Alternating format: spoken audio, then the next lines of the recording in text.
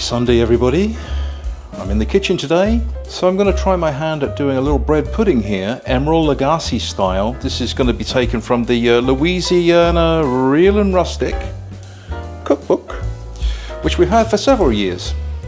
So that's my little project this morning. For this, you're going to want to have some fairly stiff bread, plus a bunch of eggs separated in the yolks, a bunch of milk, and a bunch of spices.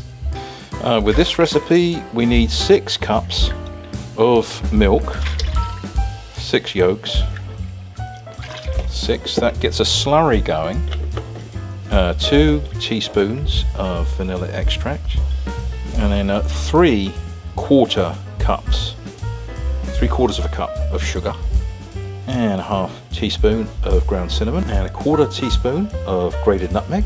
And it's going to make a bit of noise here, but you're going to whisk it up, so it's all combined. You want that sugar to dissolve. You don't want to have any lumps of sugar. You want to get that nice and whisked, because this is the nice custard slurry that's going to go into the bread.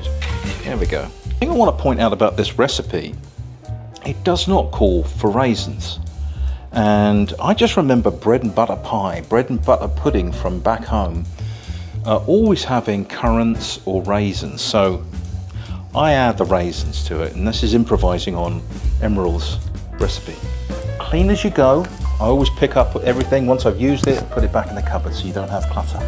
Yeah, just get a good even spread of your mixture, your nice sweet mixture.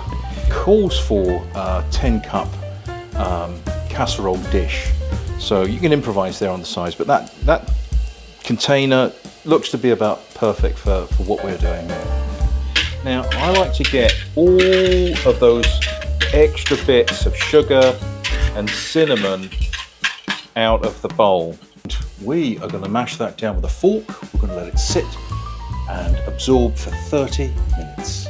Okay, so you're going to want to place the casserole into a larger tray, and you want to fill it up with water. And you want that water to go up about halfway up the side of the casserole dish. Why, you ask? Well, that's to stop it from burning. Okay, so if you're wondering where the butter comes in, this is the point where you would dot the top of your pudding with the butter. That's to make it nice and crispy on the top. We put the pudding in the oven, very carefully sliding that in. Obviously you've got water on your in your pan. You've got to just be careful with that, and obviously don't grab things without your oven glove.